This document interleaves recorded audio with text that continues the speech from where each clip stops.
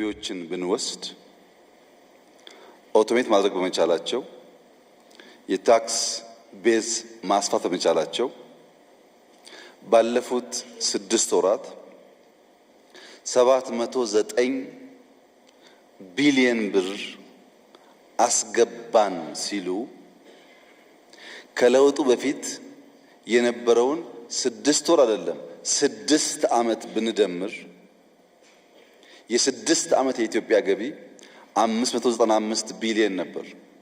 ከ6 ዓመቱ ገቢ የ6 ወሩ ገቢ በ115 ቢሊዮን ብር ይበልጣል ብቻ ሳይሆን በ115 ቢሊዮን ብር ይበልጣል።